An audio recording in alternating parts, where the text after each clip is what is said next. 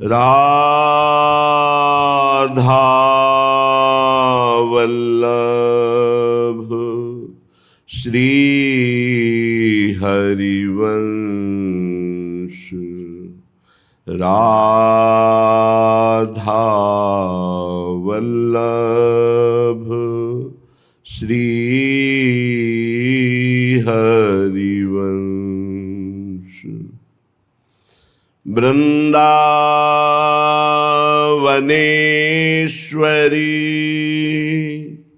तवैव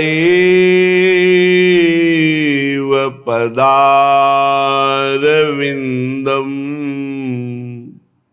प्रेमामृतैकमकरन्द रसौघपूर्णम्। हृद्यर्पितं मधुपते स्मरतापमोग्रं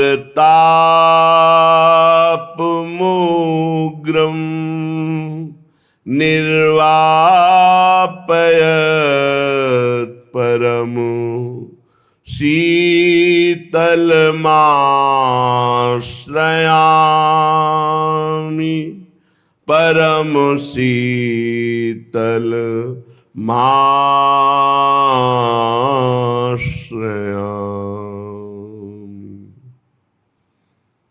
चलते हैं श्रीमद् भागवत महापुराण।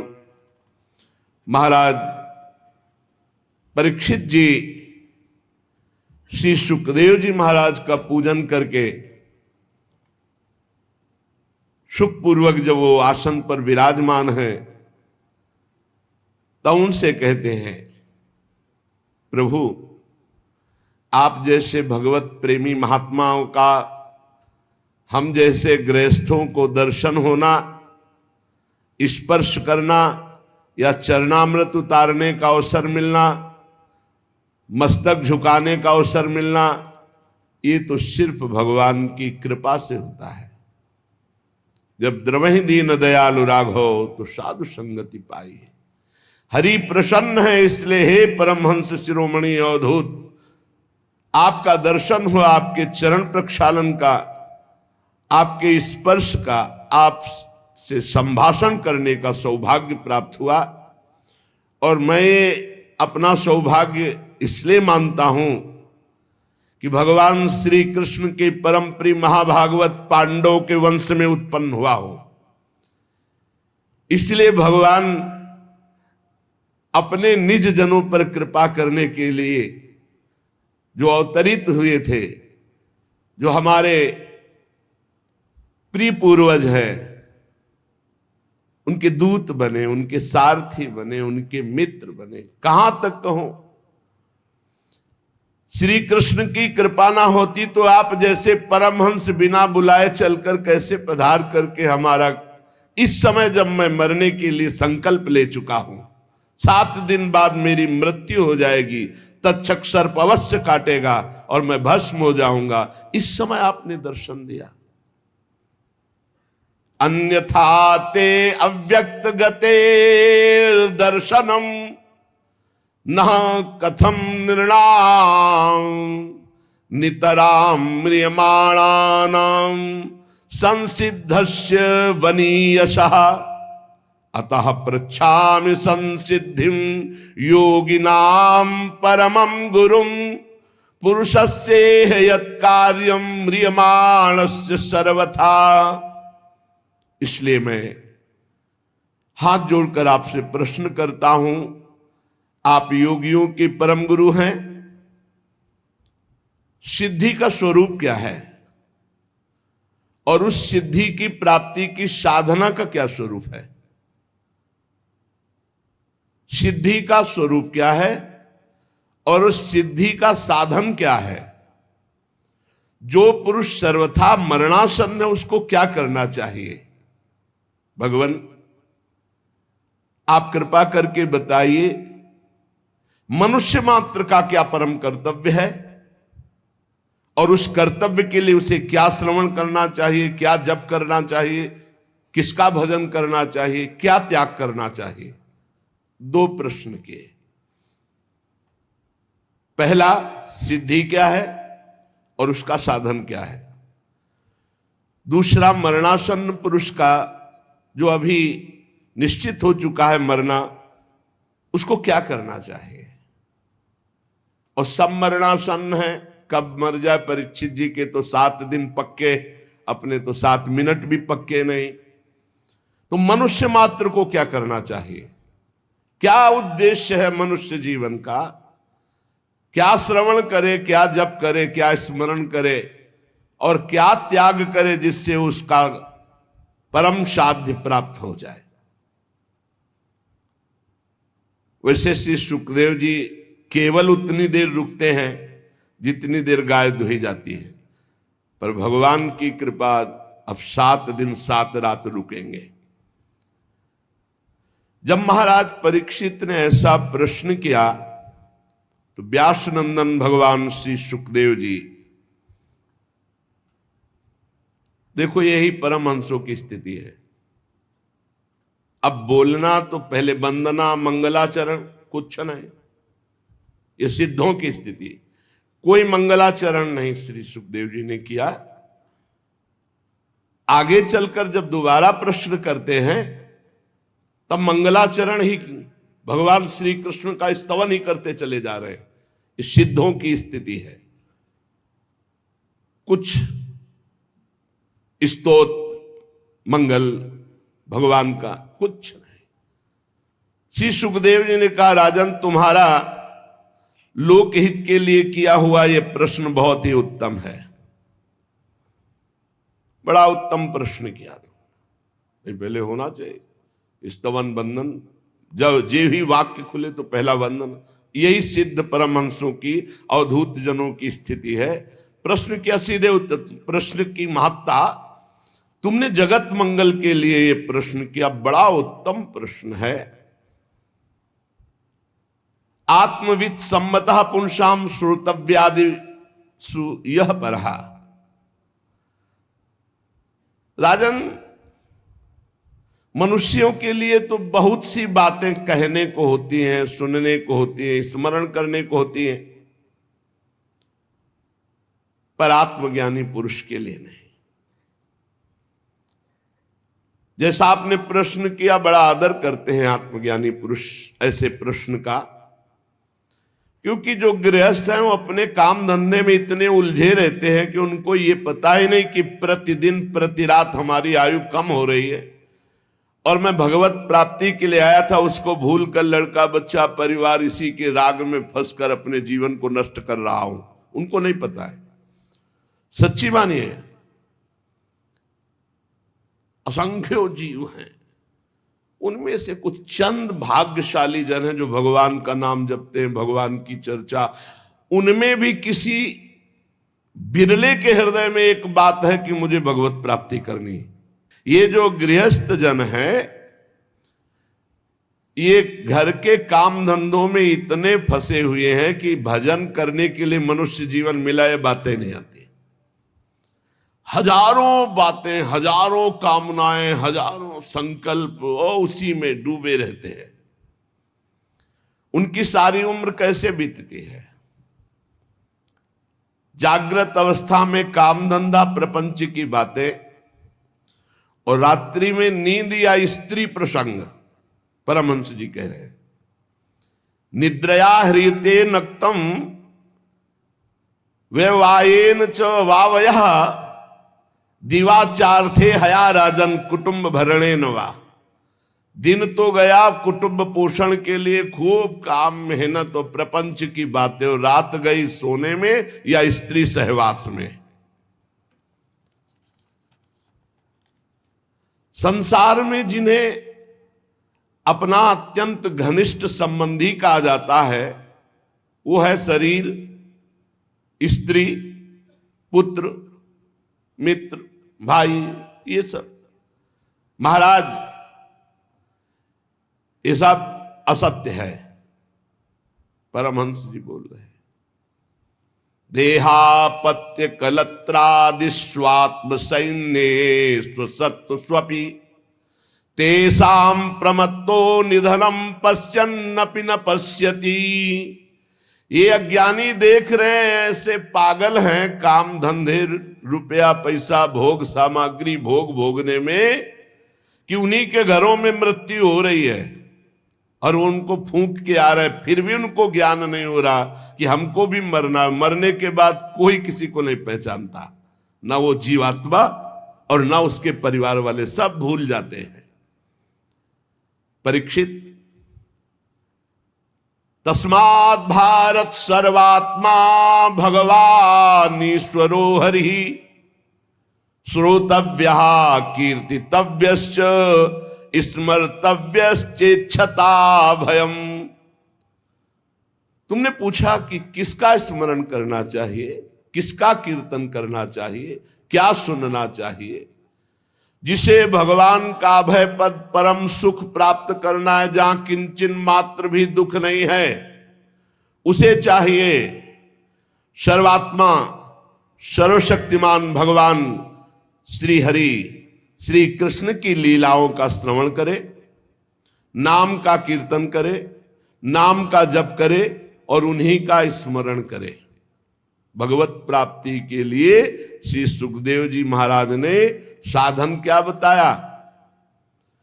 सर्वशक्तिमान सर्वात्मा भगवान श्री कृष्ण की खूब लीला कथा सुने, खूब नाम का कीर्तन करे, नाम जप करे, स्मरण करे। सिद्धि क्या है? भगवत प्राप्ति। साधन क्या है? भगवान श्री हरि श्री कृष्ण का खूब लीला गायन, खूब लीला श्रवण, नाम कीर्तन, नाम जप, स्मरण। एतावान सांख्य योगाभ्याम स्वधर्म परिनिष्ठया जन्म लाभा परः पुंसा मनते नारायण स्मृति। मनुष्य जन्म का सबसे बड़ा लाभ क्या है? चाहे वो सांख्य योग ज्ञान से हो या भक्ति से हो या धर्मनिष्ठा से हो या कर्म योग से हो, सबका फल क्या है? अखंड भगवान की स्मृति। ये फल है। सब साधनों का फल क्या है? सब साधन कर यह फल सुंदर, प्रभु पद पंकज प्रीति निरंतर। अपने आराध्य देव का निरंतर सतत स्मरण, इसका फल क्या है?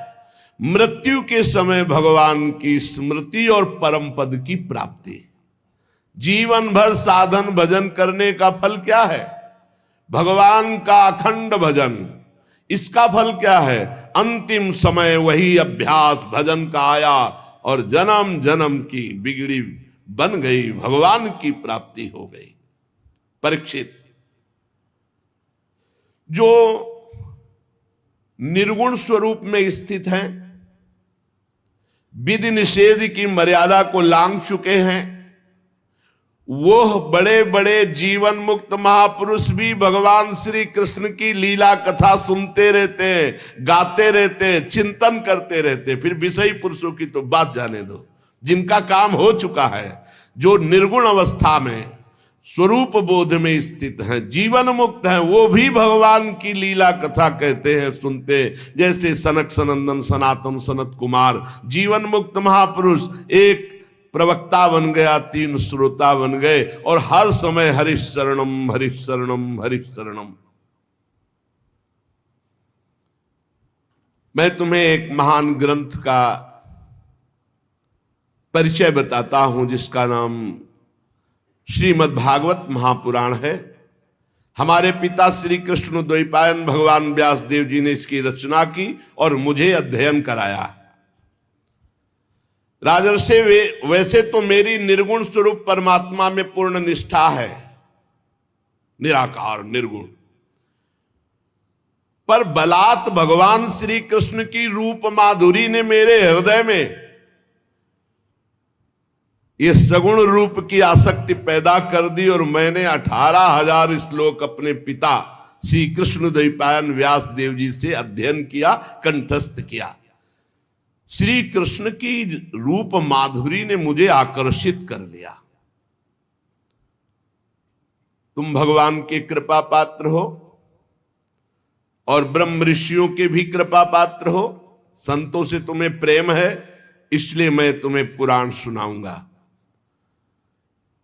जो इस लीला कथा के प्रति थोड़ी भी श्रद्धा रखेगा, श्री सुखदेव जी के वचन, उसकी चित्तवृत्ति शुद्ध हो जाएगी और भगवान श्री कृष्ण के चरणों में अनन्य प्रेम होगा और बहुत शीघ्र वो इस माया मोह से मुक्त हो जाएगा। जो लोग इस लोक या परलोक की किसी भी भोग की इच्छा रखते हैं, उनकी समस्त कामनाएं पूर्ण हो जाएंगी ये महापुराण सुनने से। और जिनको संसार दुखमय अनुभव होने लगा है, वो मोक्ष प्राप्त करना चाहते हैं, तो इस लीला कथा सुनने के परिणाम में उसे मोक्ष की प्राप्ति होगी। जिसे लोक परलोक के भोग चाहिए उसे भोग प्राप्त होगा, जो मोक्ष चाहता है उसे मोक्ष की प्राप्ति होगी। और जो साधक योग संपन्न होना चाहता है, सिद्धियां प्राप्त करना चाहता है, उसको सिद्धियों की प्राप्ति होगी। जो ज्ञान प्राप्त करना चाहता है उसे तत्व ज्ञान प्राप्त होगा। पर सबको चाहिए कि भगवान के नाम का प्रेम से खूब कीर्तन करे, खूब जप करे। हर प्रश्न का उत्तर यही होता है। श्री सुखदेव जी महाराज कह रहे सबको चाहिए हरेर नामानुकीर्तनम, चाहे लोक परलोक की कामना की पूर्ति, मोक्ष, भक्ति, प्रेम जो चाहिए, एतन निर्विद्यमाना मिच्छता मकुतो भयम योगिनाम नृप निर्णीतम हरिर नामानुकीर्तनम। सबको चाहिए, क्योंकि सब सिद्धि भगवान के नाम में है। जो नाम कीर्तन करता है, नाम जप करता है, जो चाहेगा वो प्राप्त हो जाएगा। अपने कल्याण साधन की ओर से असावधान रहने वाले इन विषयी भोगी पुरुषों की लंबी आयु अनजाने में पूरी की पूरी व्यर्थ व्यतीत हो जाती है। क्या लाभ है ऐसी लंबी आयु प्राप्त करके? अरे सावधानी से ज्ञान पूर्वक घड़ी दो घड़ी बिता दिया जाए तो वही परम कल्याण का हेतु बन जाएगी। घड़ी दो घड़ी, 24 मिनट, 48 मिनट, बड़ी लंबी लंबी आयु भोगों में प्रपंच में लोग व्यतीत करके मर जाते हैं, कुछ नहीं लाभ ले पाते। और जो ज्ञानी जन सावधान है वो घड़ी दो घड़ी में अपना काम बना लेते हैं। राजर्षि खटवांग को जब पता चला कि मात्र 48 मिनट समय रह गया है हमारी मृत्यु का, बस उसी समय भगवान के नाम में चित्तवृत्ति लगा दी, सारे संसार से हटा के, तो 48 मिनट में भगवान के अभय पद को प्राप्त कर लिया। आपके पास तो अभी समय है, आप निराश ना हो, निरंतर नाम जप करो। कई बार कहा है, आप ध्यान दीजिए सत्संग में कि हर समय राधा राधा हम जप रहे, किसी समय मृत्यु हुई तो हमें भगवान की प्राप्ति हो जाएगी, परम पद मिल जाएगा। परीक्षित, अभी तो तुम्हारे जीवन की अवधि 7 दिन की है। खडवांग ने 48 मिनट में भगवत प्राप्ति की थी। चिंता मत करो, इसी 7 दिन में तुम्हें परम पद में विस्थापित कर दूंगा। जब कोई संत, जब कोई गुरु कहे चिंता मत करो, तो हृदय शीतल हो जाना चाहिए, विश्वास होना। ए परीक्षित, खडवांग ने 48 मिनट में भगवत प्राप्ति की, तुम्हारे 7 दिन, चिंता मत करो, परम पद में मैं विराजमान करूंगा। मृत्यु का समय आने पर वही घबराते हैं जिन्होंने जीवन में भजन नहीं किया। घबराना नहीं चाहिए, वैराग्य से युक्त होकर शरीर संबंध को काट देना चाहिए। अब जीवन भर शरीर संबंध में रहो, मैं पुरुष मैं स्त्री, तो बुढ़ापे में काट पाओगे? नहीं। यावत स्वस्थमिदम कलेवरम यावच्च दूरे जरा, जब तक बुढ़ापा दूर है, शरीर स्वस्थ है, रोगी नहीं हुआ, तब तक मन को प्रभु में लगा लो। अन्यथा जैसे आग लगने पर कुआं खोदना व्यर्थ है, ऐसे ही बुढ़ापे में भजन नहीं होता, नहीं होता। ये सब नाटकबाजी, भजन नहीं होता। अभ्यास जीवन में किया नहीं भजन। जो अभ्यास कर रहे हैं वो देख ले, और जिन्होंने अभ्यास नहीं किया वो भगवान में चित्तवृत्ति लगा देंगे। यहां संसारी लोग कहते हैं अरे तुम्हारी भजन की अवस्था है, तो जो बोल रहा भजन की अवस्था उससे पूछो तुम्हारी अवस्था क्या है, तुम भजन करते हो? ये जीवन बड़ा कीमती है, केवल भगवत प्राप्ति के लिए। महामुनि परमहंस शिरोमणि श्री सुखदेव जी कह रहे हैं धैर्य के साथ घर से निकलकर तीर्थ या भगवत धामों का आश्रय ले और वहां एकांत में भगवान का नाम जप या प्रणव गुरु प्रदत्त आ उमा मन ही मन खूब जप करे। जैसे गोकर्ण जी ने अपने पिता को उपदेश किया, छोड़ो चलो भजन। बड़ा कठिन है, बड़ा कठिन है, बातें बनाना अलग है, बहुत कठिन है।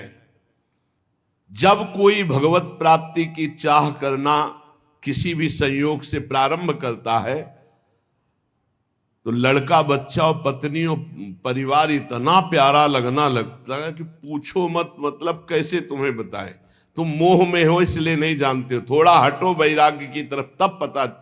भगवत मार्ग कोई खिलवाड़ नहीं है। अगर थोड़ी भी आशा है तो वही पहुंच जाओगे। थोड़ी भी आशा, इसीलिए आशा का कनेक्शन ही काट दिया जाता है। बड़ा धैर्य रखकर घर से निकले किसी धाम या तीर्थ। अगर अपना कल्याण करना, पूरा जीवन गृहस्थी में व्यतीत कर दिया तो अंतिम बनाओ। किसी धाम या तीर्थ का आश्रय लेकर भगवान का निरंतर नाम जप करते हुए या प्रणव का जप करते हुए बुद्धि को सब जगह से हटा ले, कोई हमारा नहीं। जैसे तितिक्षु ब्राह्मण की कथा 11 स्कंद में आएगी श्रीमद् भागवत में। जब उसका सब धन नष्ट हो गया, परिवार वाले छोड़ दिए, शरीर बुढ़ापा, तब उसने निश्चय किया अब जितनी आयु बची भगवान को देंगे। तो इतना महापुरुष हो गया कि भगवान उसके चरित्र का गायन किए 11 स्कंद में। इंद्रियों को सब जगह से हटा ले, बुद्धि को हटा ले, किसके बल से? नाम जप के बल से। और विचार करे कि जैसे हमने पहले बहुत शरीर छोड़े, ऐसे अब इस शरीर छोड़ने का समय आ रहा है। मुझे बिल्कुल विचलित नहीं होना, मेरा कोई नहीं भगवान के सिवा। अब वो भगवान के चिंतन में डूबे और भगवान का ध्यान करे। भगवान के ध्यान करते करते जब वो भगवान में तन्मय हो जाता है, वो आनंद से युक्त हुआ, सोई तमोगुण रजोगुण सतोगुण तीनों क्षीण हो गए और वो भगवान के परम पद को प्राप्त हो जाता। पर बड़ा कठिन है, जीवन में अभ्यास नहीं किया तो ये नहीं कर पाओगे, बिल्कुल नहीं कर पाओगे। परीक्षित जी ने पूछा कि आपने जिस धारणा की बात बताई, धारणा से ही तो ध्यान होता है। जो आपने कहा कि बहुत जल्दी परम पद प्राप्त हो जाता है, तो उसका स्वरूप क्या है? श्री सुखदेव जी ने कहा बहुत ध्यान देने योग्य बात। परीक्षित, ये धारणा वही कर सकता है जो आसन जीत चुका है। ले आसन जीत चुका है, 3 घंटे बिना किसी भी तरह के हिले डुले सिद्धासन या पद्मासन में बिल्कुल मूर्तिवत, उसे कहते हैं आसन विजयी। 3 घंटे सिद्धासन पद्मासन, इन्हीं को आसनों में गणना की गई है। ये सुखासन तो जनसाधारण लोगों का आसन है। शांत एकदम, नाम या मंत्र, बिल्कुल हिलना डुलना नहीं, बिल्कुल हिलना डुलना नहीं। गुरु कृपा से इनका सबका अभ्यास पूर्ण हुआ, बहुत आनंद।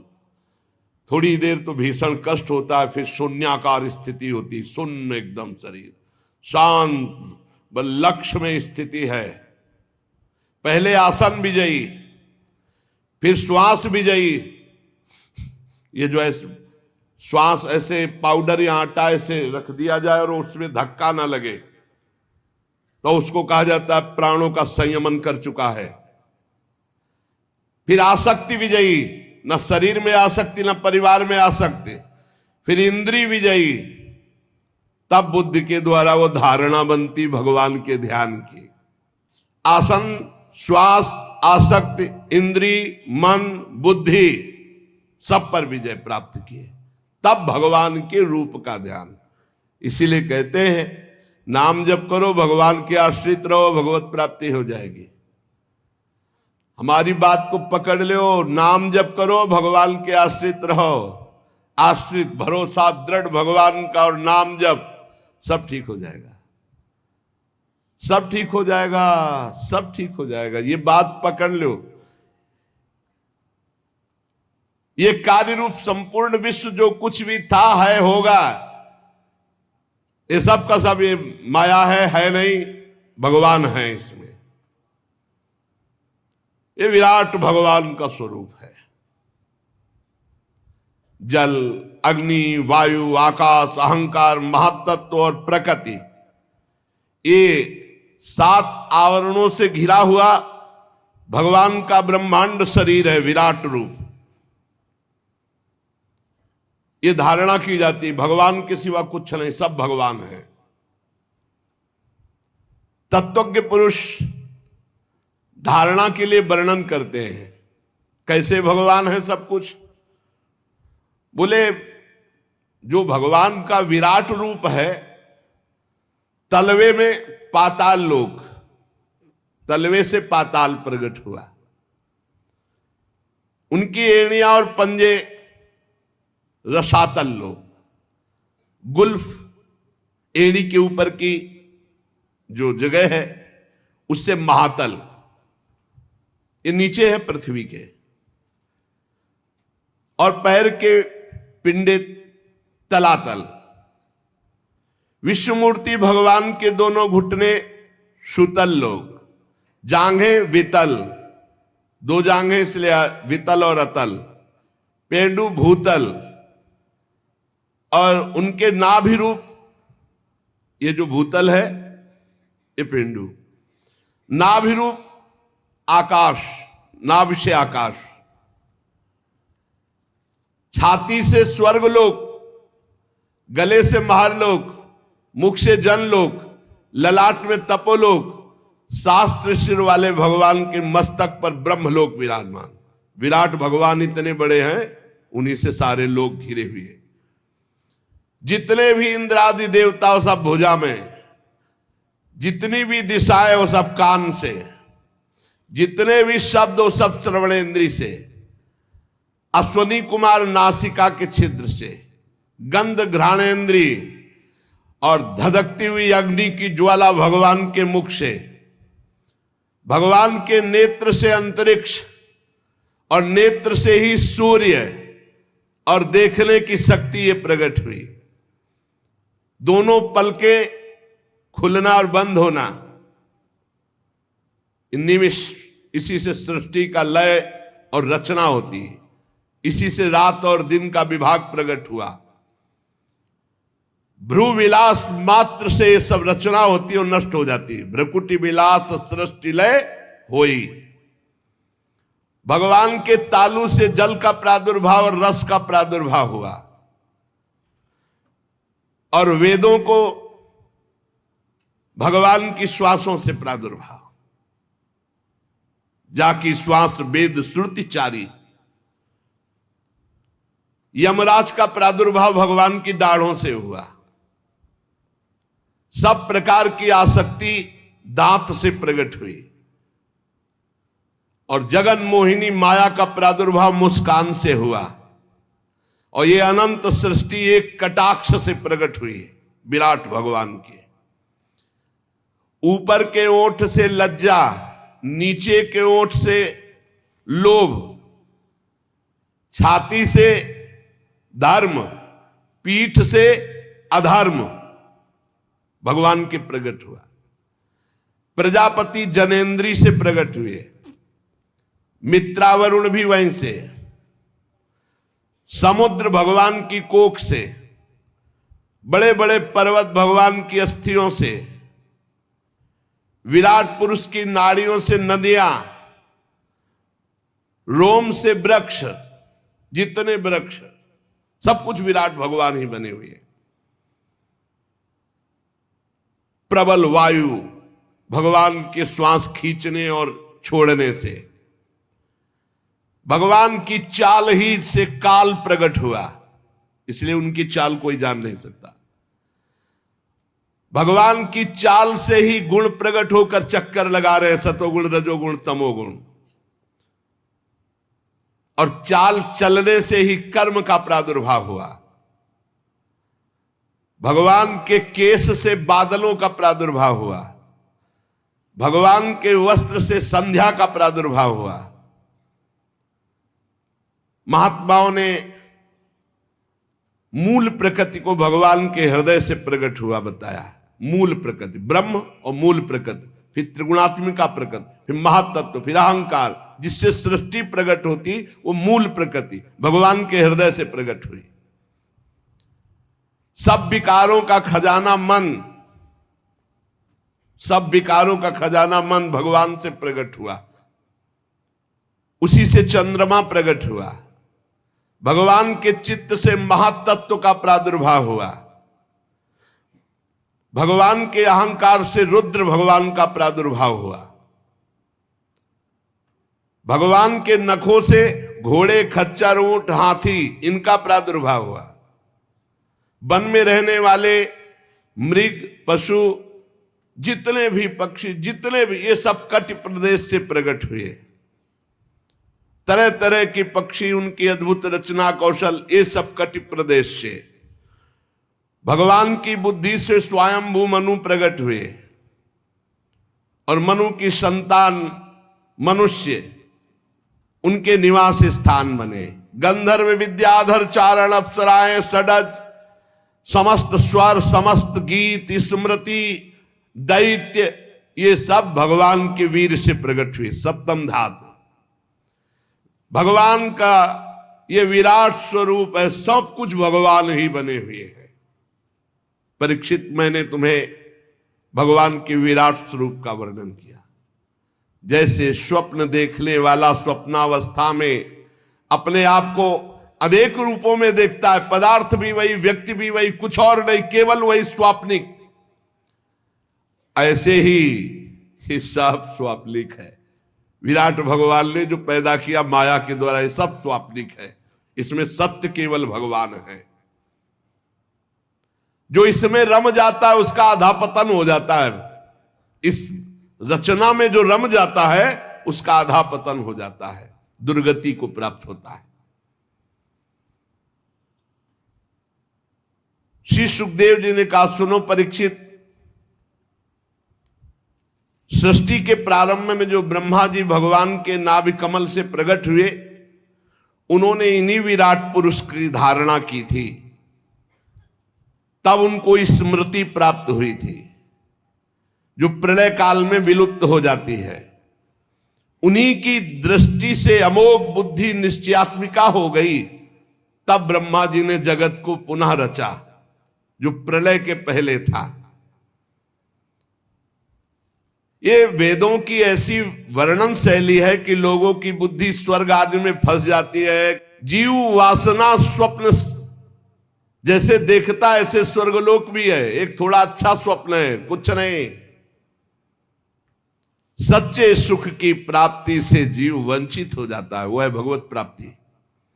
इसलिए विद्वान पुरुष को चाहिए कि जितना ये मायाकृत नाटक है, जितने से काम चल जाए उतना काम चलाओ, और हर समय नाम जप करो, समय व्यर्थ मत जाने दो। ये सब माया है, मायाकृत रचना है।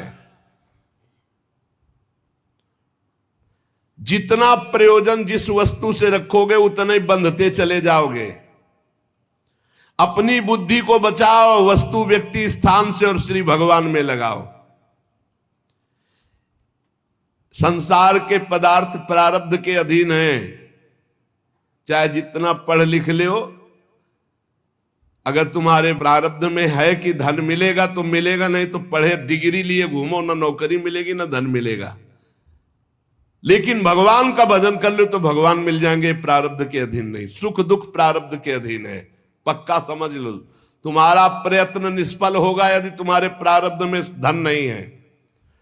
प्रारब्ध में धन है तो प्रयास ना होने पर भी देख लो खूब धन वैभव, लेकिन प्रारब्ध में सुख और दुख होता है, भगवत प्राप्ति नहीं। इसलिए ऐसा भजन करो कि प्रारब्ध को नष्ट कर दो, सुख और दुख से परे परमानंद में निमग्न हो जाओ। ये मनुष्य शरीर इसलिए मिला है। परीक्षित, जब जमीन में सोने से काम चल सकता है तो पलंग के लिए क्यों प्रयास करे? भजन करो, काहे को? जब भुजा भगवान ने दी है उससे तकिया का काम चल जाता है तो तकिया लाने की आवश्यकता क्या है? भजन के लिए जन्म हुआ, भजन के लिए। जब अंजलि से काम चल सकता है तो बहुत से पात्र बटोरने की जरूरत क्या है? जब वृक्ष की छाल या साधारण वस्त्र पहनने से काम चल सकता है तो सब विलासिता की जरूरत क्या है? भूख लगने पर शरीर पोषण के लिए भगवान सबकी व्यवस्था किए हैं, फिर उसके प्रयास में इतना कि पूरा जीवन ही नष्ट कर देना, खान पान भोग सामग्री बस। भगवान जल, वायु, भोजन और पृथ्वी का आधार, इस सब को फ्री दिए, सबको, चराचर जगत को। आवश्यकता की पूर्ति भगवान ने स्वयं कर दी है। चाह की पूर्ति के लिए तुम्हें भटकना पड़ेगा, और सब आवश्यकता से तृप्त नहीं है, चाह में भटक रहे, सब चाह में। बहुत विलासिता में जीव जीवन व्यतीत करके भगवत विमुख सब का सब नष्ट कर देता है। शरीर को जितना आप विलासी बना दोगे उतना ही परेशानी है। ये जो आजकल चले हैं ना भोजन बाजार वाले, जो खूब चकाचक स्वाद वाले, यही सब। अरे दाल रोटी खाओ, प्रभु के गुण गाओ, थोड़ा व्यायाम करो, प्राणायाम करो, शरीर स्वस्थ, भगवान का चिंतन करो, खूब समाज सेवा, जो किसानी, व्यापार, नौकरी, ये सब भगवान की सेवा है। भगवान सबको वास दिए अपने हिसाब से, लेकिन जब आपकी चाहत हो गई है तो आप परेशान हो रहे हैं। अरे भगवान क्या शरणागतों की रक्षा नहीं करते? ये बुद्धिमान लोग भगवान के मार्ग में बिया करके धन के अभिमान में घमंडी लोगों की चापलूसी क्यों करते हैं? श्री सुखदेव जी कह रहे भगवान के भक्त होकर के इन देहाभिमानी धनाभिमानी लोगों की चापलूसी क्यों करते हैं? अरे विरक्त हो गए, हृदय में भगवान को विराजमान करना है कि इन धनियों की चापलूसी करनी है। भूत भविष्य लोक 14 में भय होए हरि प्यारे, 300 व्यवहार हमारो अभिमान इनते न्यारे। पक्का बहुत बच के रहना है, सावधान। हुए हो भगवान को हृदय में विराजमान करने के लिए विरक्त भगवत मार्ग के पथिक या भक्त, और चापलूसी शुरू कर दी धनियों की। श्री सुखदेव जी महाराज कह रहे, सुखदेव जी महाराज, धने के नशे में चूर घमंडी धनियों की चापलूसी। हृदय में विराजमान स्वतः सिद्ध भगवान की प्राप्ति के लिए जब चले तो भगवान या भगवान के प्रेमी अकिंचन जन, और या जे दीन प्यारे वेद पुकारे, हमारे भगवान को ले कहा गया, ऐसे दीन जनों को प्यार। धन के नशे में चूर घमंडी धनियों की चापलूसी, विरक्त क्यों? श्री सुखदेव जी महाराज कह रहे हैं। इसलिए बहुत सावधान। क्या विश्वंभर भगवान पर भरोसा नहीं? जन्म मृत्यु के चक्र में डालने वाले धन और धनी और अज्ञान और अज्ञानियों का संग बिल्कुल ना करे। भरोसो दृढ़ इन चरणन के रू। अरे कुबेर जैसे जिनके सेवक हैं, अनंत महिमामयी लक्ष्मी जी जिनकी दासी हैं, उन भगवान के दास होकर किसी से आस, कहावे मोर दासा करे तुच्छ नरन के आशा, तो कहां रहा विश्वासा। रुपया पैसा बढ़ जाना, भोग विलासिता में रत होना, ये कोई महानता का लक्षण है क्या? महानता का लक्षण है चित्तवृत्ति को भगवान के चिंतन में समस्त दोषों का नाश करके, ये महानता का लक्षण है। मैयावेशित चेतसाम, मेरे में आविष्ट चित्त वाला। मैयावेशित चेतसाम, जो भगवान में चित्त को अर्पित कर दिया वही महान। मत चित्ता दुर्गान मत प्रसादात तरिष्यति, जो मेरे में चित्त को लगा देता है। बहुत कठिन है भोग विलासिता का त्याग करना। मत प्रसादात् तरिष्यति, मेरे कृपा से वो पार हो जाता है। पशुओं की बात अलग रही। परीक्षित, मनुष्यों में भला ऐसा कौन है जो इस संसार वैतरणी नदी से बिना भगवान के पार हो जाए? कौन है ऐसा? इसलिए मंगल में भगवान का चिंतन करो। असत विषय भोगों से अपने आप को भटकने से बचा लो।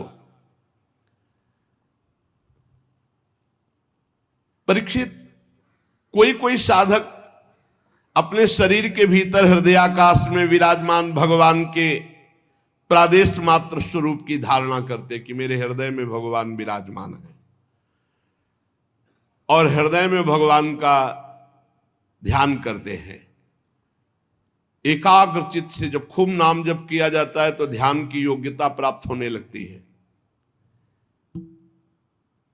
यह हम आपको हृदय की बात कहते हैं।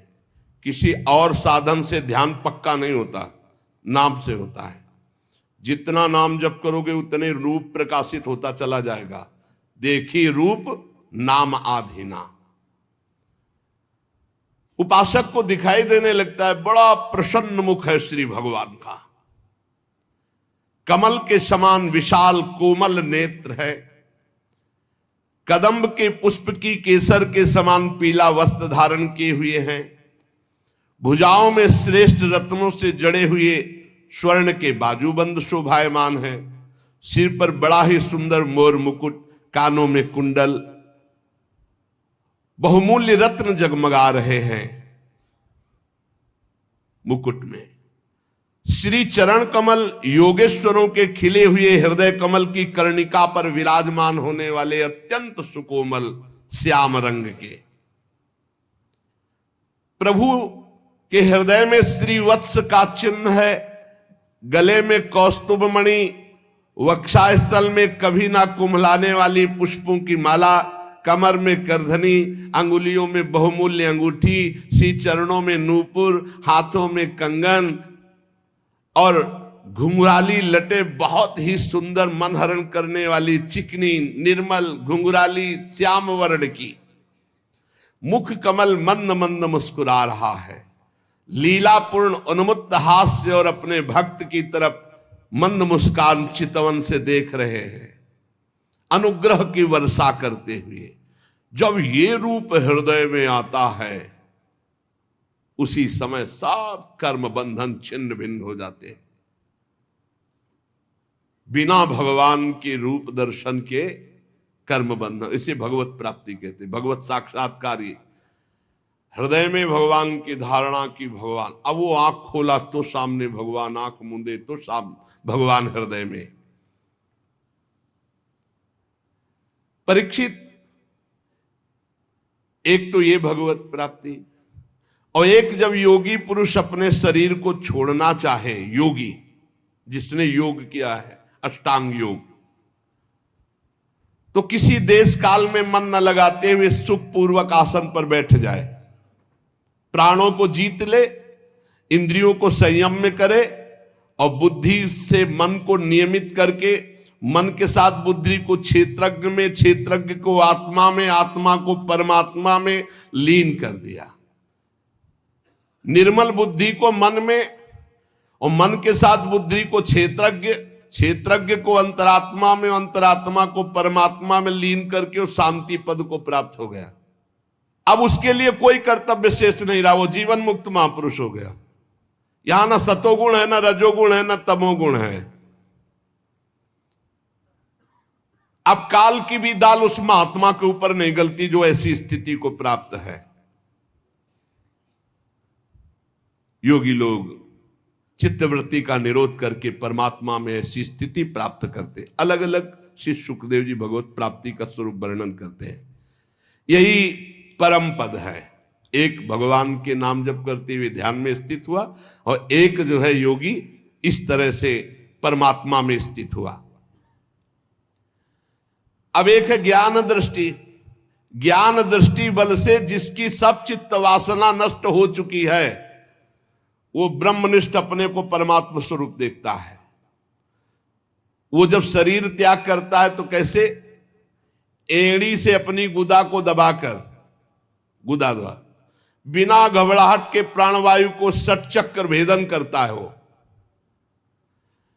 वह मनस्वी नाभि चक्र मणिपूरक में स्थित वायु को हृदय चक्र अनाहत में, वहां से उदान वायु को वक्षा स्थल में, विशुद्ध चक्र में, फिर वहां से वायु को धीरे धीरे तालुमूल विशुद्ध चक्र के आगे बढ़ा देता है। तदनंतर 2 आंख, 2 कान, 2 नासा छिद्र, मुख, इन 7 को रोक करके वायु प्राणवायु को भौं के बीच में आज्ञा चक्र में ले जाता है।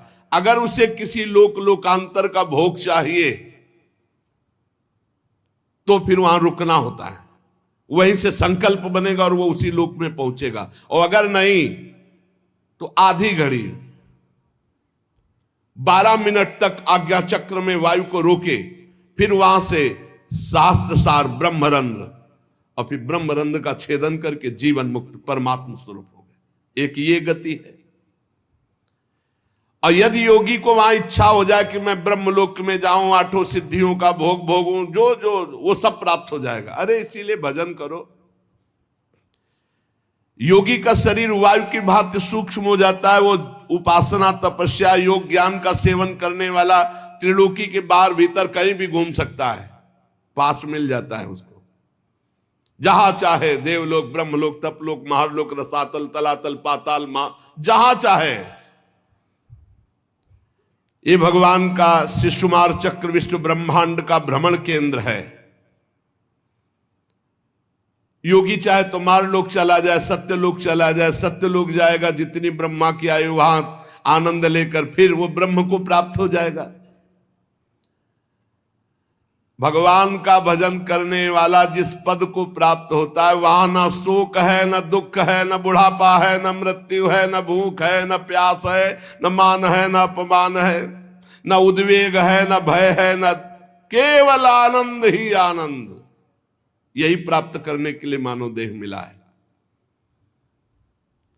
ब्रह्मलोक में केवल एक बात का दुख है, वो जब मृत्यु लोक के प्राणियों को भोगों में रत देखते हैं तब वो दुखी होते कि अरे भजन कर लेता तो हमसे भी ऊपर भगवान के धाम को जा सकता, कैसा जीवन बर्बाद कर रहा है। बस इसी बात की व्यथा ब्रह्मलोक के ब्रह्म ऋषियों को होती है।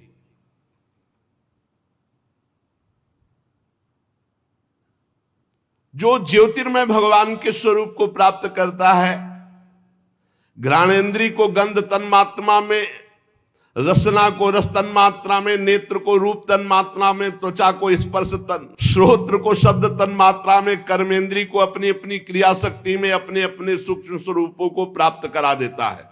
पंचभूतों को स्थूल सूक्ष्म आवरणों को पार करके अहंकार में प्रवेश करता है। सूक्ष्म भूतों को तामस अहंकार में, इंद्रियों को राजस अहंकार में, मन और इंद्रियों को अधिष्ठात्र देवताओं को सात्विक अहंकार में, इसके बाद अहंकार के सहित लय रूप गति के द्वारा महातत्व में, और महातत्व प्रकृति रूप आवरण में, और प्रकृति रूप ब्रह्म में। अब वो ब्रह्म प्राप्त। ये सब योगियों की गति। बड़ा कठिन है ब्रह्म प्राप्ति, वो बड़ा सरल है। राधा राधा राधा मान लो। इसीलिए हम बार बार कहा करते हैं कि हम ऐसे अंधविश्वास में नहीं बोल रहे, बहुत सोच समझ के, बहुत जीवन यात्रा करके बोल रहे हैं। नाम जप करो, भगवान के आश्रित रहो, सारे कर्म भगवान को समर्पित कर दो, भगवत प्राप्ति हो जाएगी। नहीं, देखो कितनी कठिन है। जो तुम समझ नहीं सकते वो करना होता है, तब वो परमाणु यहां फोड़ करके, एक की ब्रह्मरंध्र फोड़ करके हो रही। सुना था? कुछ नहीं पता, बस राधा राधा जपो और जो कर्म हो भगवान को अर्पित करो।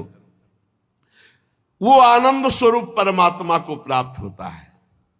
कितनी नाम की महिमा है। पुत्र के बहाने नारायण बुलाया तो कौनो चक्र नहीं तोड़ना पड़ा और संसार चक्र टूट गया, भगवान की प्राप्ति हो गई। इसीलिए आनंदित रहो, वृंदावन धाम मिल गया भगवान। कितना कठिन। इसीलिए धूप की गर्मी तब तुम्हें छाया समझ में आएगी कि भगवत प्राप्ति है क्या। संसार चक्र में पड़े हुए मनुष्य के लिए बहुत सरल भगवत प्राप्ति। भगवान श्री कृष्ण की लीला कथा गायन, नाम जप, उनकी सेवा, जिससे अनन्य भक्ति हो जाए तो बहुत सरलता पूर्वक भगवत प्राप्ति हो जाए। भगवान ब्रह्मा अपनी पवित्र बुद्धि से 3 बार समस्त वेद शास्त्रों का अनुशीलन किया, फिर यही निकाला कि सबसे सरल उपाय है भगवान का नाम जप करते हुए, भगवान की लीला कथा सुनते हुए भगवान की सेवा की जाए श्री कृष्ण चंद्रजू की, तो सर्वश्रेष्ठ परम पद सहज में मिल जाए। भगवान ब्रह्म कार्त्स्नेन तिरन्वीक्ष मनीषया तध्यवस्यत् कूटस्थो रतिरात्मन यतो भवेत्। भगवान सर्वभूतेषु लक्षितः स्वात्मना हरिः।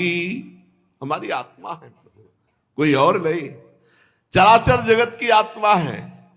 इसलिए परीक्षित सब मनुष्यों को चाहिए कि सब समय तस्मात् सर्वात्मना राजन हरिः सर्वत्र सर्वदा श्रोतव्यः कीर्तितव्यश्च स्मर्तव्यो भगवान नृणाम्।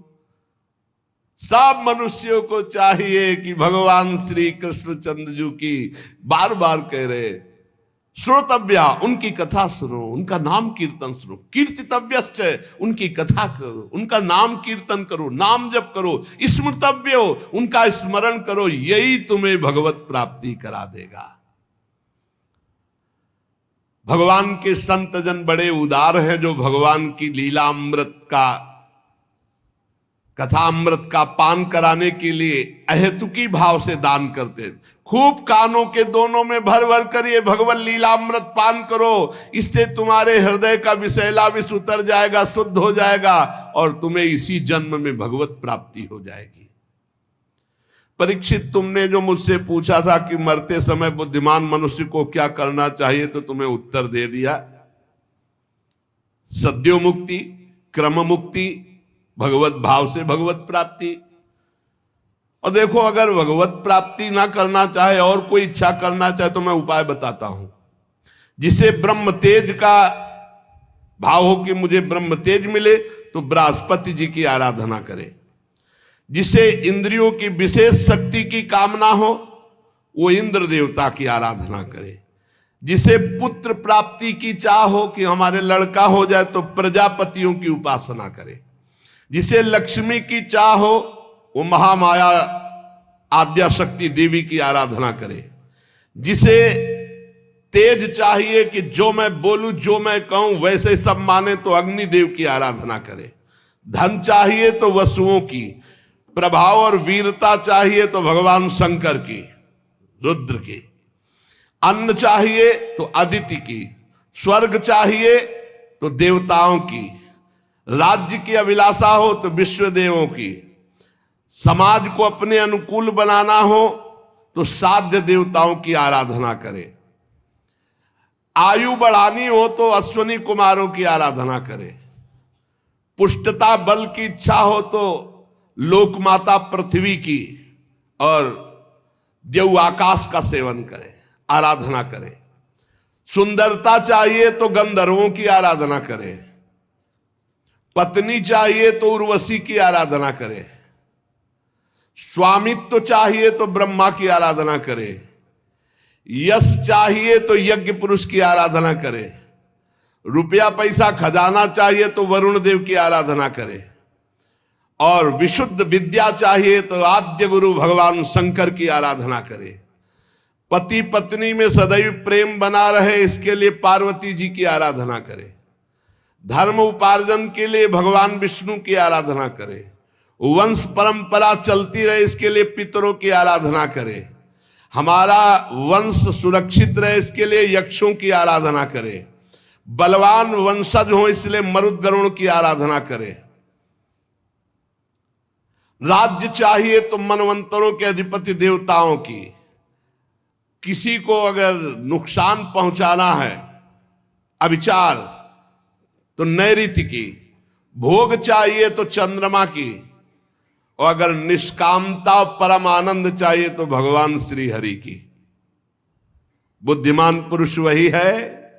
अकामः सर्व कामो वा मोक्ष काम उदारधीः तीव्रेण भक्ति योगेन यजेत पुरुषं परम चाहे निष्काम हो या सकाम, चाहे मोक्ष चाहो, चाहे भोग चाहो, चाहे भक्ति चाहो, जो तुम्हें चाहना हो, भगवान श्री कृष्ण के चरणों की आराधना करो, सब प्राप्त हो जाएगा।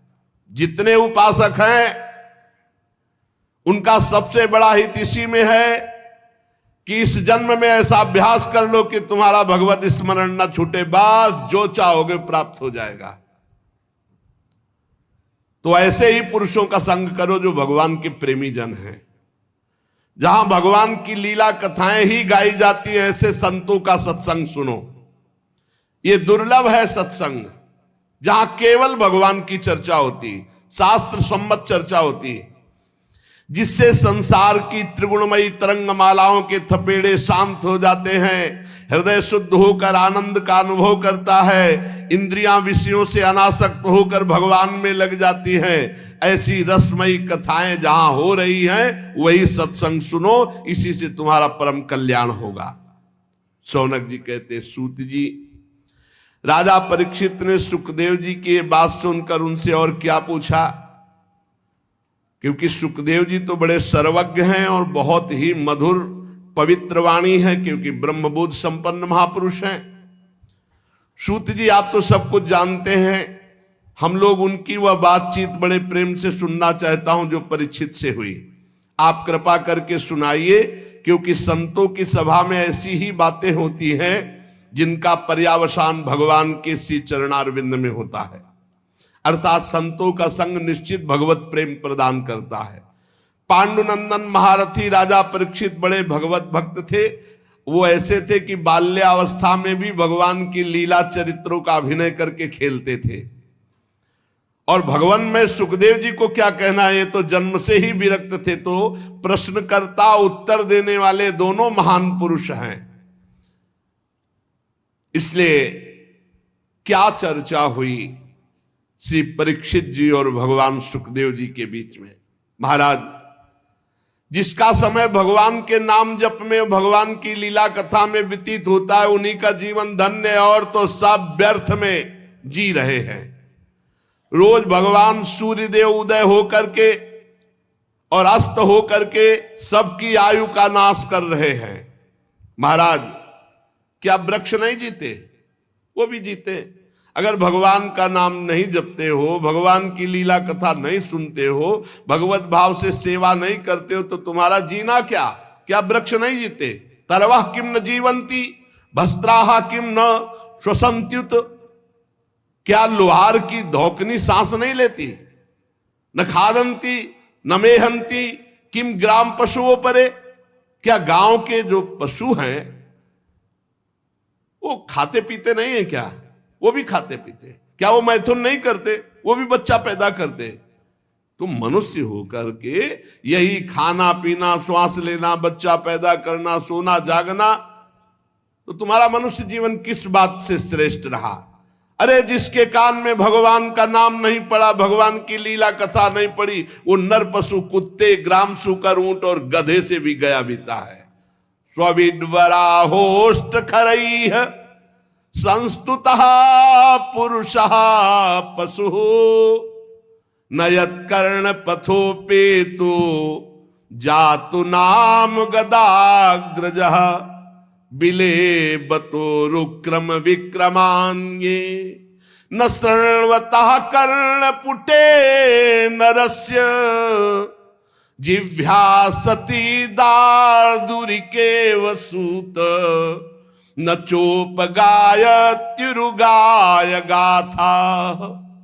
आहा, जिसके कान में भगवान का नाम नहीं पड़ा, भगवान की लीला कथा नहीं पड़ी, वो मनुष्य पशु, कुत्ते, ग्राम सूकर, ऊंट और गधे से भी गया बीता है।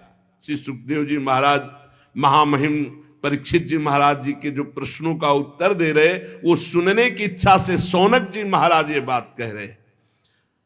सूत जी, जो मनुष्य भगवान श्री कृष्ण की कथा कभी नहीं सुनता, उसके कान बिल के समान है।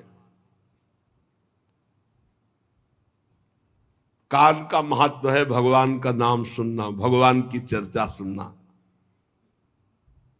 जिन हरि कथा सुनी नहीं काना, श्रवण रंध अहि भवन समाना।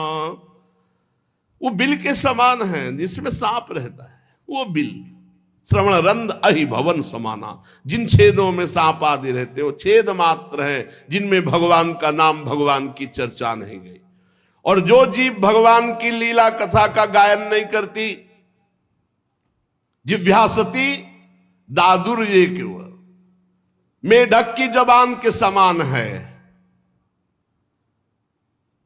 जो नहीं करही राम गुण गाना, जीह सुदादुर जीह समाना।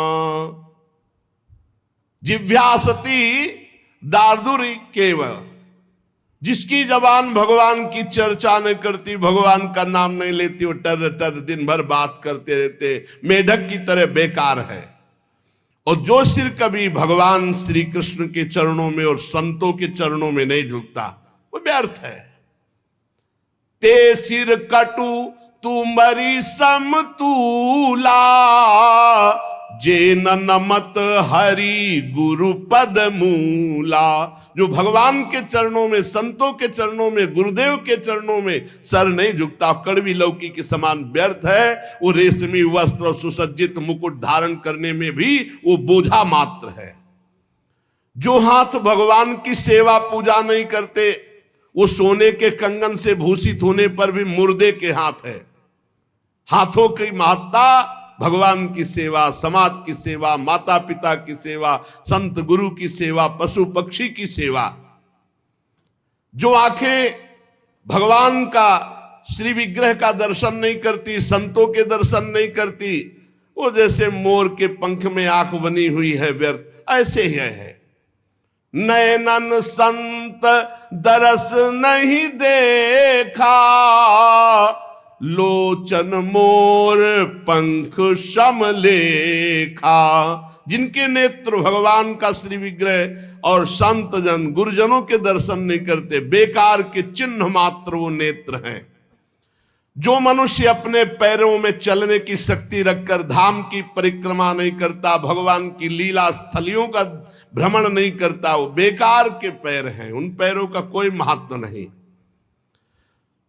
जिस मनुष्य ने भगवत प्रेमी संतों के चरणों की धूल कभी सिर पर नहीं धारण की, भगवान की भक्ति नहीं हृदय में आई, तो जीता मुर्दे के समान है। आहा, जीता हुआ मुर्दा कौन है? जिसके हृदय में भगवान की भक्ति नहीं। जिन हरि भगति हृदय नहीं आनी, जीवित सौ समान ते प्राणी। जिस मनुष्य ने भगवान के चरणों में चढ़ी हुई तुलसी की गंध नहीं सूंघी, सराहना नहीं कि आहा हो भाग्य, आज हमें भगवत प्रसादी तुलसी जी मिली, आज भगवत प्रसादी माला मिली, आज भगवत प्रसाद पाने को मिला, उसका जीवन व्यर्थ है। सूत जी, वो हृदय नहीं लोहा है जिसमें भगवान के प्रति प्रीति नहीं, भगवान के नामों के प्रति प्रीति नहीं, भगवान की लीला कथा के प्रति प्रीति नहीं, वो जीवन व्यर्थ है। इसलिए भगवान के परम भक्त आत्मविद्या विशारद भगवान श्री सुखदेव जी ने परीक्षित जी के सुंदर प्रश्न करने पर बड़ा सुंदर उत्तर दिया होगा, हम सब सुनना चाहते हैं। सूत जी कहते हैं, श्री सुखदेव जी महाराज भगवत तत्व प्राप्त महापुरुष हैं और उत्तरानंदन राजा परीक्षित गर्भ में ही भगवत साक्षात्कार किए हुए दोनों महापुरुष हैं। शरीर, पत्नी, पुत्र, महल, पशु, धन, भाई, बंधु, निष्कंटक राज्य, सब का सब एक क्षण में त्याग दिया, सबकी ममता, और ममता त्याग कर गंगा किनारे भगवान की प्राप्ति के लिए एक क्षण में सब कुछ त्याग दिया। शौनकादि ऋषियों, महामनस्वी परीक्षित ने अपनी मृत्यु का निश्चित समय जान लिया था, इसलिए उन्होंने धर्म, अर्थ और काम तीन का त्याग कर दिया और संन्यास ले लिया। भगवान श्री कृष्ण में सुदृढ़ आत्मभाव प्राप्त हो, इसलिए भगवान श्री कृष्ण की महिमा सुनने के लिए श्री सुखदेव जी से यही प्रश्न किया जो आप लोग मुझसे पूछ रहे हैं। परीक्षित जी ने पूछा, भगवत स्वरूप मुनिवर, आप परम पवित्र और सर्वज्ञ हैं। आपने जो कुछ कहा वो सत्य एवं उचित है। आप ज्यों ज्यों भगवान की महिमा सुनाते जा रहे हैं, त्यों त्यों मेरे हृदय में अज्ञान का पर्दा फटता जा रहा है। मैं आपसे ये जानना चाहता हूं कि भगवान ने सृष्टि कैसे की। बड़ा सुंदर, सबकी जानकारी के लिए बहुत आवश्यक है। लोग प्राय प्रश्न करते रहते हैं, क्या भगवान ने कैसे सृष्टि बनाई, क्या? ये परमहंस श्री सुखदेव जी उत्तर देंगे। प्रश्न किया कि भगवान इस संसार की सृष्टि कैसे करते हैं।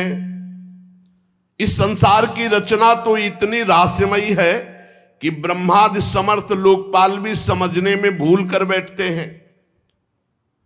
फिर भगवान इस सृष्टि की रचना करके इसकी रक्षा कैसे करते हैं।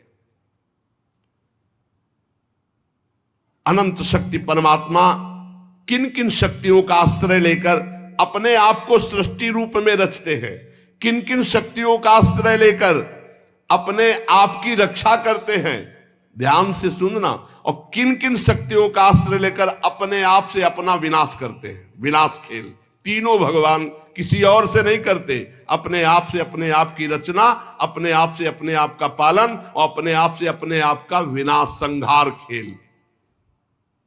भगवान तो अकेले हैं,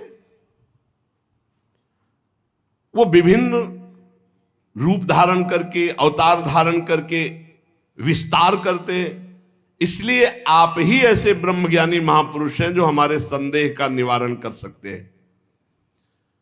श्री सूत जी कहते हैं, राजा परीक्षित ने भगवान के गुणों का वर्णन करने के लिए जब ऐसा प्रश्न किया, अब देखो, अब ध्यान आया कि भगवान का मंगलाचरण करना चाहिए। सारे उत्तर पीछे ही देती है।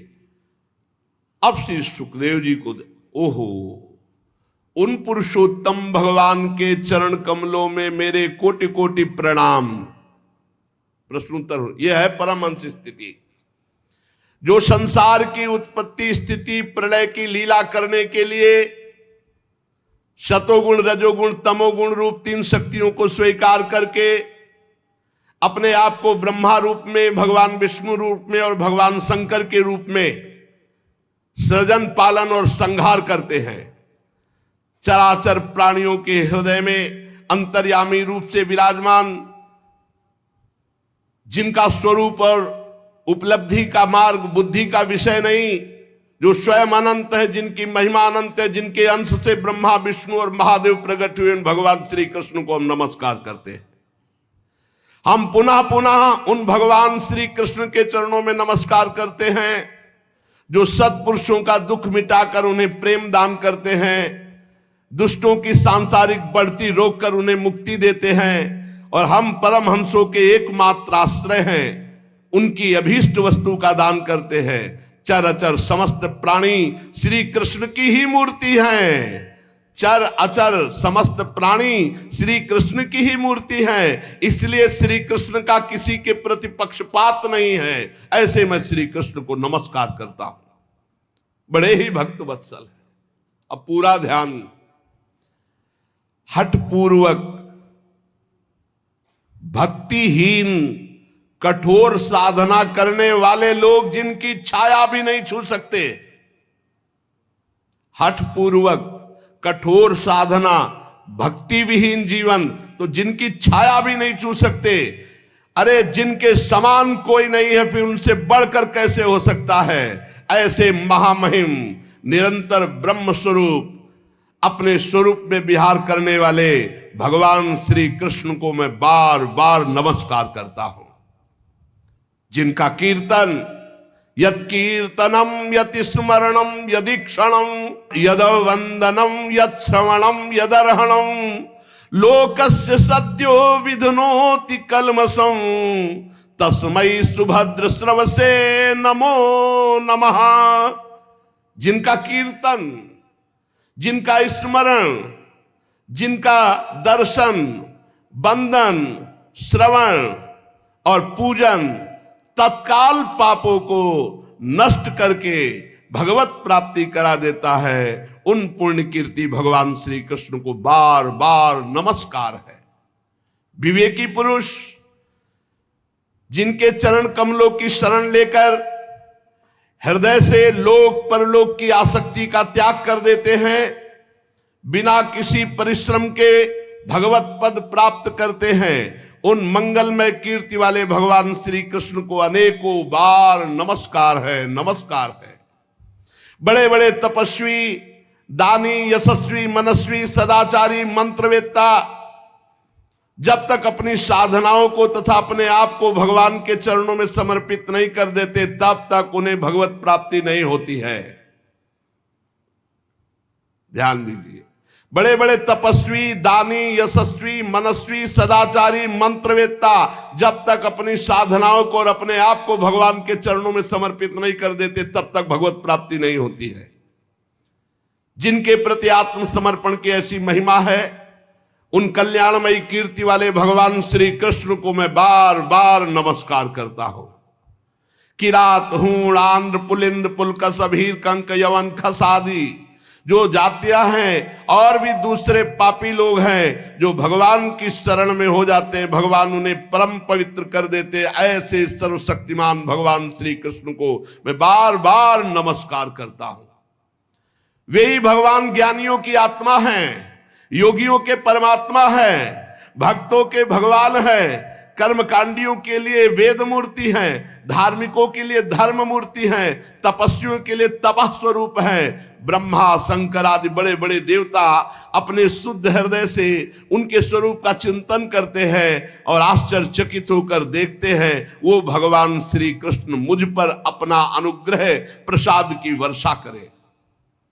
जो समस्त संपत्तियों के स्वामिनी जो लक्ष्मी देवी हैं, उनके जो स्वामी हैं, समस्त यज्ञों के भोक्ता हैं, सबके फलदाता हैं, प्रजा के रक्षक हैं, सबके अंतर्यामी हैं, समस्त लोकों के पालन करता है, पृथ्वी देवी के स्वामी हैं, वही यदुवंश में प्रकट होकर के अंधक, वृष्ण एवं यदुवंश के लोगों की रक्षा की, उन लोगों के एकमात्र आश्रय रहे वे भक्तवत्सल भगवान श्री कृष्ण जो संतों के सर्वस्व हैं। मुझ पर प्रसन्न हो, मैं उन्हें नमस्कार करता हूं। विद्वान पुरुष जिनके चरण कमलों के चिंतन रूपी समाधि से शुद्ध हुई बुद्धि के द्वारा आत्म तत्व का साक्षात्कार करते हैं, उनके दर्शन करते हैं, अपनी अपनी मति रुचि के अनुसार उनके स्वरूप का वर्णन करते हैं, पर पार आज तक कोई नहीं पाया। वे प्रेम और मुक्ति को लुटाने वाले भगवान श्री कृष्ण हम पर प्रसन्न हो, मैं उन्हें नमस्कार करता हूं। जिन्होंने सृष्टि के समय ब्रह्मा के हृदय में पूर्व कल्प की स्मृति जागृत की, ज्ञान के अधिष्ठात्री देवी को प्रेरित किया, अपने अंगों के सहित वेद के रूप में उनके मुख से प्रकट हुई, वे ज्ञान के मूल कारण भगवान श्री कृष्ण मुझ पर कृपा करें और मेरे हृदय में प्रकट हो। भगवान ही पंच महाभूत बने, भगवान ही शरीर का निर्माण किया और भगवान ही जीव रूप से इसमें शयन कर रहे। गजब की बात, पकड़ ले तो पकड़ ले। भगवान ही पंचभूत बने, भगवान ही पंचभूतों से निर्मित शरीर बने, भगवान ही इसमें जीव रूप से विराजमान है, भगवान ही 5 ज्ञानेंद्री, 5 कर्मेंद्री, 5 प्राण, 1 मन, इन 16 कलाओं से युक्त होकर इसमें विराजमान है। भगवान ही भगवान, यही बोध होता है। सर्वभूतमय भगवान मेरी वाणी को अपने गुणों से अलंकृत कर दे। संत पुरुष जिनके मुख कमल से मकरंद से समान झरती हुई ज्ञानमयी सुधा का पान करते हैं, वासुदेव अवतार सर्वज्ञ भगवान श्री कृष्ण द्वैपायन व्यास देव जी के चरणों में मेरा बारंबार नमस्कार। ये मंगल श्री सुखदेव जी ने किया। बीच में यही है परमहंसों की स्थिति। सबसे पहले प्रश्न का उत्तर दिया, फिर आराध्य देव भगवान श्री कृष्ण की वंदना, फिर गुरु श्री कृष्ण द्वैपायन भगवान व्यास देव जी जिन्होंने भागवत की रचना करके उपदेश किया, उनको नमस्कार किया। परीक्षित सुनो, वेद गर्भ स्वयंभू भगवान ब्रह्मा से नारद जी ने यही प्रश्न किया था कि आपने सृष्टि कैसे प्रकट की, जिसका स्वयं भगवान नारायण ने उन्हें उपदेश किया था, वही मैं तुमसे कह रहा हूं। ध्यान से सुनो। नारद जी ने जो प्रश्न किया और भगवान ने जो उत्तर दिया, वो आगे चर्चा करेंगे। श्री राधा वल्लभ लाल की जय।